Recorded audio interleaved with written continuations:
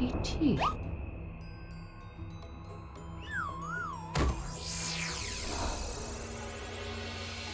আমি অনেক ভেবে দেখলাম, আসলে এসব সিংহাসন, ক্ষমতা, প্রতিপত্তি অর্জন করা আর রক্ষা করার জটিলতার চেয়ে বাকি জীবনটা শান্তির সাথে বনে কাটিয়ে দেওয়াই ভালো। বলছি সবই তো বুঝলাম, কিন্তু এই শান্তিটা কে? মহারাজ সন্ন্যাসী হয়ে গেলেন আর এসব নিয়েও তুমি ভাড়ামি করছো গোপাল? ও মা গো, এবার কি হবে? চিন্তা করবেন না রানীমা, কৃষ্ণনগরকে আমি আমার বুক দিয়ে আগলে রাখবো। আপনার ছাতির মাপটা ঠিক মতো জানেন তো মন্ত্রী মশাই? মানে ওই গোটা কৃষ্ণনগরকে কি আপনি আপনার বুকের মধ্যে আগলে রাখতে পারবেন? গোপাল, মার্জনা করবেন মন্ত্রী মশাই। আমি বলছিলাম কি, ওইসব আগলে টাগলে রাখার আগে ওই ভালো করে খুঁজে দেখুন সব। মানে কি বলতে চাইছো কি তুমি? মহারাজকে খুঁজে বার করুন মন্ত্রী মশাই, লোক পাঠান। তিনি হয়তো এখনো বেশি দূর যেতে পারেননি। এটা কিন্তু ঠিক বলেছে গোপাল, তাকে একবার যদি খুঁজে পাই আমরা। আপনি চিন্তা করবেন না রানীমা, আমি এক্ষুনি লোক পাঠাচ্ছি। আর গোপাল, রানীমাকে বিশ্রাম নিতে দাও, যাও এখন। যত সব।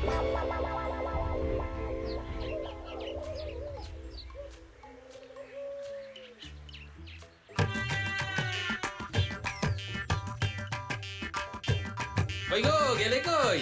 এক ঘটি জল দাও দেখি। ওই জলই খেতে হবে, শুধু জল। ঘরে এক দানাও চাল নেই। বাজারে না গেলে আজ হরি মটর। রাজ্যে রাজা নেই আর তুমি ঘরে চাল নেই বলে চিল্লামিল্লি করছো। চত্ব সব। ও মা গো, মহারাজ রাজ্যে নেই তো গেলেন কই? হ্যাঁ, বনবাসে। সে কি গো, এবার কি হবে তাহলে? কপালে যা লেখা আছে তাই হবে, আর কি। এই তোমার চাকরিখানা থাকবে তো? হ্যাঁ, না থাকলে বাটি হাতে বেরোবো, চিন্তা কি?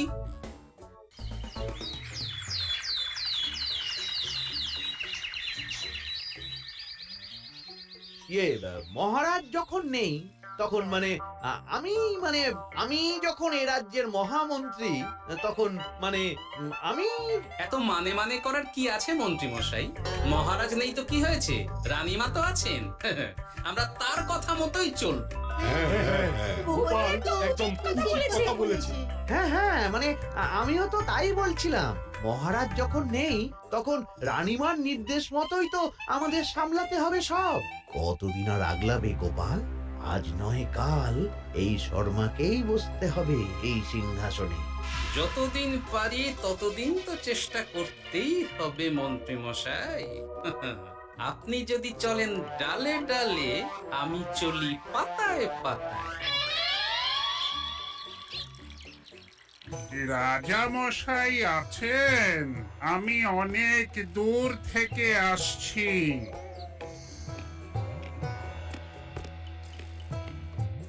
মন্ত্রীমশাই, একজন সাধু এসেছেন রাজামশাইয়ের সঙ্গে দেখা করতে।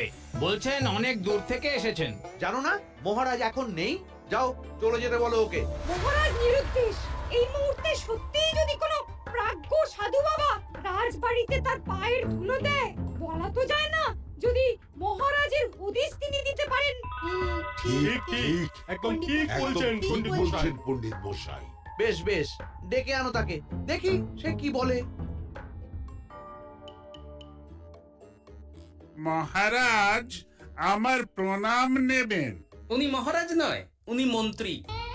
আসুন সাধু বাবা, আসুন, আসন গ্রহণ করুন।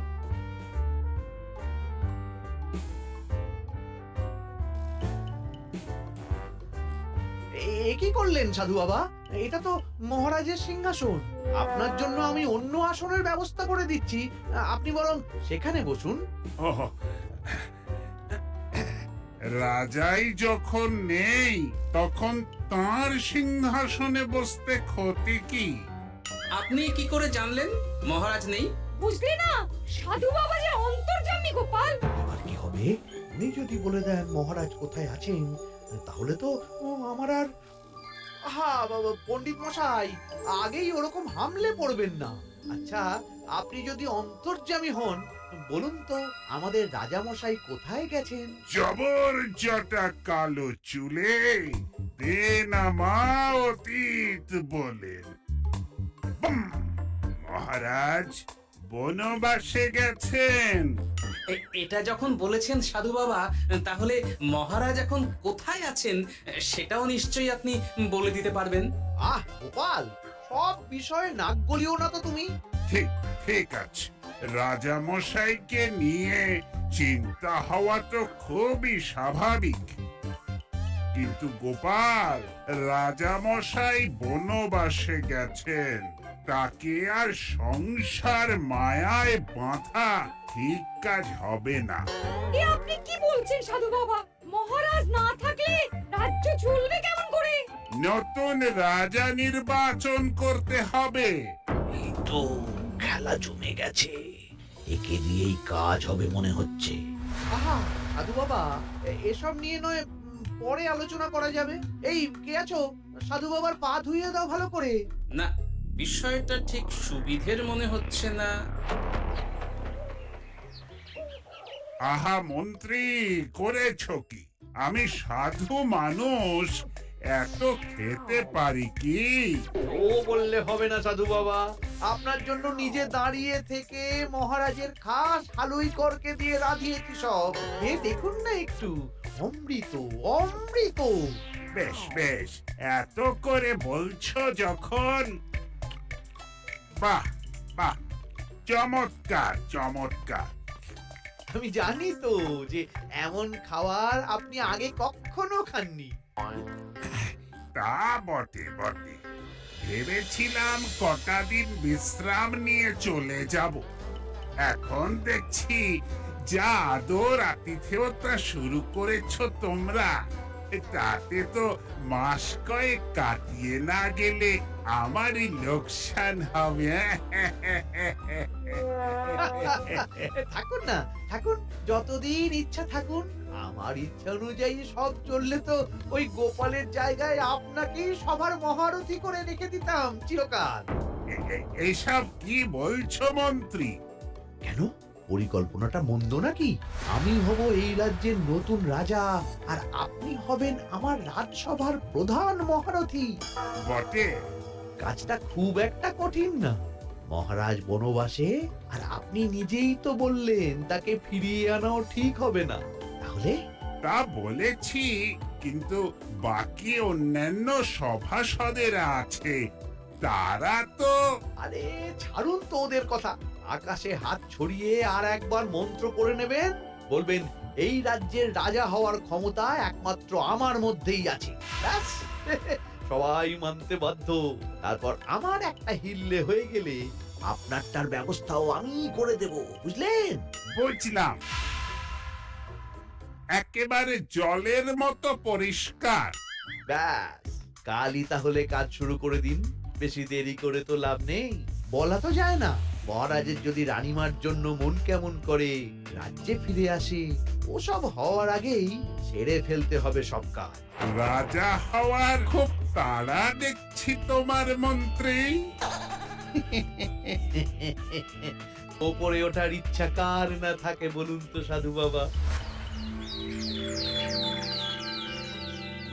আর মাত্র কটা দিনের অপেক্ষা, ব্যাস তারপরেই এই সিংহাসনের মালিক হব আমি, কৃষ্ণনগরের নতুন রাজা হব আমি।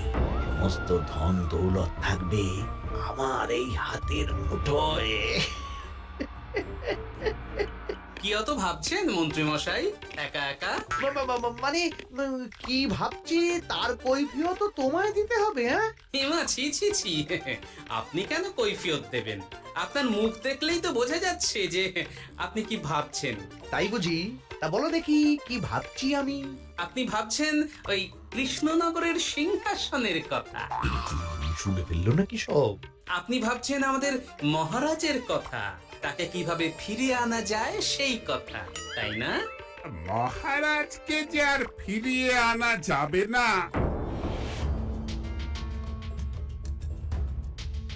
সে কথা তো আগেই বলেছি। তাই যদি হয় সাধু বাবা, আপনি এর একটা কিছু বিহিত করুন, না হলে রাজা ছাড়া রাজ্য। ঠিক বলেছ, রাজা রাজ্য, নুন ছাড়া তরকারি, আলো ছাড়া দিন, জল ছাড়া জীবনের মতো।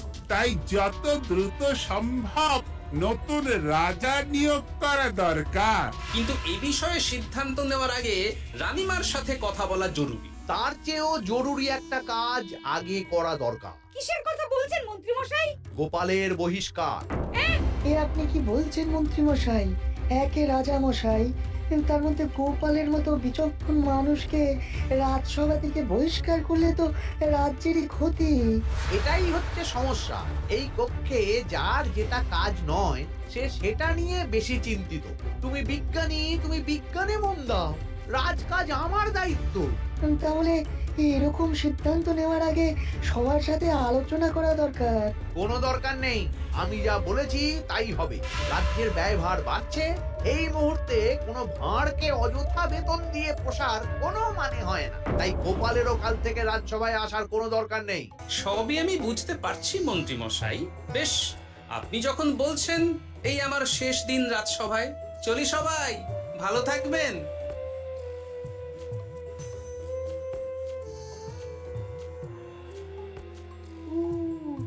এত সহজে যে বেটা মাঠের বাইরে চলে যাবে বুঝতেই পারিনি আগে। এবার আমার আর সিংহাসনের মাঝে নেই কোনো বাধা, নেই কোনো কাটা। তুমি চিন্তা করো না, আমি নিজে মন্ত্রীর সাথে কথা বলবো। না না রানীমা, সেসবের দরকার নেই। মহারাজ ছাড়া রাজবাড়ি শূন্য শূন্য লাগে। আমারও মন লাগছে না এখানে। বেশ, যা ভালো বোঝো তাই করো, তবে ডাকলে এসো কিন্তু। হ্যাঁ রানীমা, নিশ্চয়ই আসবো। এখন আমি চলি। যাক, এই কদিনে মাথাটা খেলানোর সময় পাওয়া যাবে একটু, তাহলে কেমন যেন গুলিয়ে যাচ্ছে সব। কি যে বলো গোপাল দাদা, এই শেষ দুটো শাকের আটি নিয়েও দরদাম করবে তুমি? ওরে, আমি বেকার মানুষ, দরদাম না করে উপায় আছে আমার? হ্যাঁ শোনো শোনো শোনো, মহারাজ কৃষ্ণচন্দ্রের অবর্তমানে কৃষ্ণনগরে নতুন রাজা হিসেবে নির্বাচিত হবেন রাজ্যের মহামন্ত্রী। সেই শুভানুষ্ঠানে রাজবাড়িতে আমন্ত্রণ রইল। এসব কি হচ্ছে বলো তো গোপাল দাদা? ভিতরের খবর আছে নাকি কিছু? না গো ভাই, তুমিও যা জানো আমিও ততটুকুই জানি। ও গোপাল দাদা, ব্যাপার কি? এ সময় এখানে কি চাই? রানীমার জরুরি তলব। এখনই ওই রাজবাড়ি যেতে হবে তোমাকে। কিন্তু আমার যে বাজার হয়নি এখনো। আরে ওসব বাজার টাজার পরে হবে, তুমি এখন আমার সাথে চলো তো। মন্ত্রীকে আমি বিশ্বাস করেছিলাম, ও যে এইভাবে বিশ্বাসের সুযোগ নেবে আমি একদম বুঝতে পারিনি। আমাদের এক্ষুনি অন্যান্য সভাসদদের সাথে কথা বলা দরকার রানীমা। কারোর সাথে কথা বলার দরকার নেই রানীমা, আমি নিজেই চলে এসেছি আপনার সাথে কথা বলতে।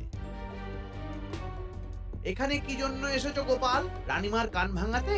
বাহ, আপনি সবার মাথা মুড়িয়ে সিংহাসন কবজা করতে পারেন, আর আমি রানীমাকে সেই সত্যি কথা জানাতে পারি না? চুপ! ভুলে যেও না, আমি কৃষ্ণনগরের হবু রাজা। মুখ সামলে কথা বলবে আমার সাথে। এসব কি হচ্ছে মন্ত্রী মশাই? রাজা মশাই নেই, সেই সুবাদে এ কি শুরু করেছেন আপনি? আমায় আপনি ভুল বুঝবেন না রানীমা, আমার হয়ে যা বলার সাধু বাবাই আপনাকে বুঝিয়ে বলবে সব। উনি আর কি বোঝাবেন? কতদিন এসেছেন উনি, কি জানেন এই রাজ্যের বিষয়ে? সাধনা মা, সবই সাধনা। সাধনার জোর থাকলে সবকিছুই জানা যায়। ভূত, ভবিষ্যৎ, অতীত সব। সেই জোর থেকেই বলছি মা, মন্ত্রীর কপালে আমি জ্যোতি দেখতে পাচ্ছি। মন্ত্রী যদি রাজ্যের রাজা হয়, এ রাজ্যের উন্নতি কেউ ঠেকিয়ে রাখতে পারবে না। আপনাদের একটা কথাও বিশ্বাস করি না আমি, এসব আপনাদের ষড়যন্ত্র। এ আপনি ভুল করছেন রানীমা। যা হোক, যে কথা আমি বলতে এসেছি, রাজা যখন আমি হচ্ছি তখন তো আমাকে এই প্রাসাদেই থাকতে হবে, ফলে আমার স্ত্রীকেও এখানে এসেই থাকতে হবে। সে তো আর একা থাকতে পারবে না। তাই আপনি যদি এই ঘরটা ছেড়ে দিতেন। কিন্তু মন্ত্রী মশাই, তুমি কি বলছো মন্ত্রী? এখানে না থাকলে রানীমা থাকবেন কোথায়? আর আমি তো এমন কোন বিধান দিইনি যে রানীমাকে অন্যত্র পাঠাতে হবে? সবকিছুর জন্য তো আপনার বিধান দরকার নেই সাধু বাবা, এ আমার নিজের বিধান। আমি রাজা হব, আমার স্ত্রী রানী হবে, তারও তো অধিকার আছে রানীর মতো থাকার, রানীর মহলে থাকা। আপনার ব্যবস্থা আমি অন্যত্র করে দেব রানীমা, আপনি কিচ্ছু ভাববেন না। হাজার হোক আপনি আমাদের প্রাক্তন মহারাজের স্ত্রী বলে কথা। কি বলো গোপাল? আমার মনটা আসলে অনেক অনেক বড়, তোমরা খালি দেখতে পাও না সেটা। কাজটা কি আপনি ঠিক করলেন মন্ত্রী মশাই? শোনো গোপাল, আমাকে ঠিক ভুল বোঝাতে এসো না তুমি, বরং কাল সময় মতো চলে এসো। কৃষ্ণনগরের নতুন রাজার রাজ্যাভিষেকের জন্য মহাভোজের আয়োজন হবে। যতদিন পাচ্ছ খেয়ে নাও পেট ভরে।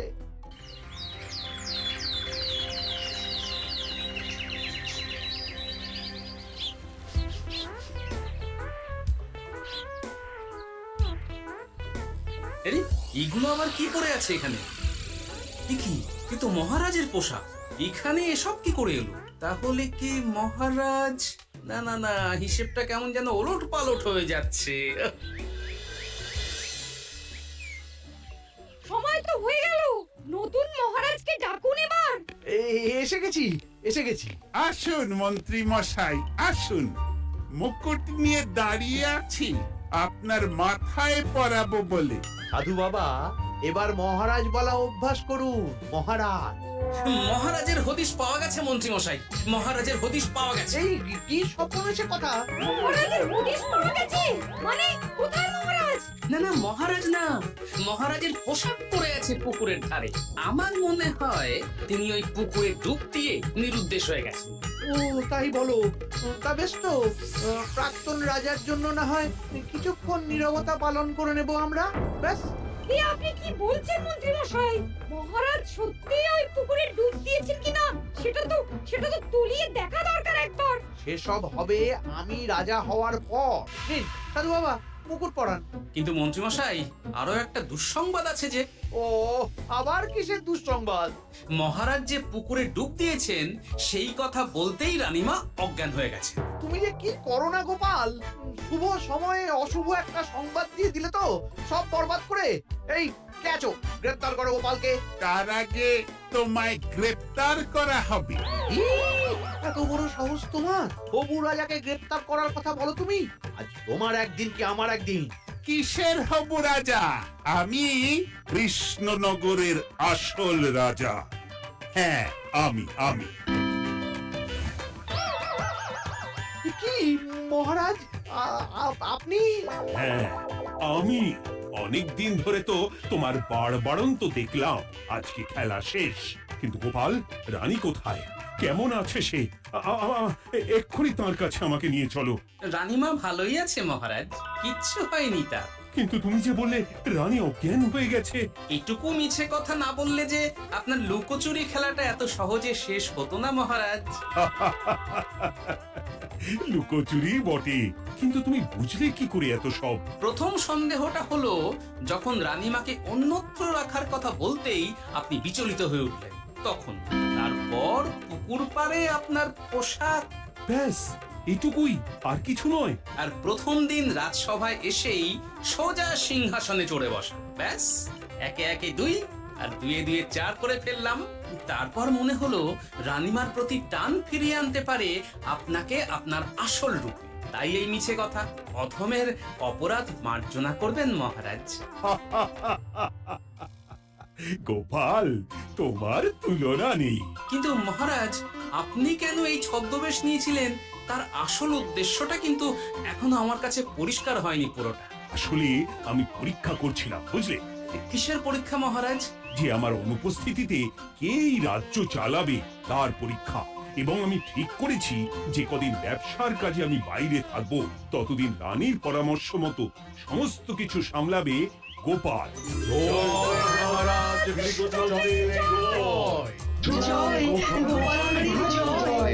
আর আমি মহারাজ? তুমি থাকবে পেয়াদা।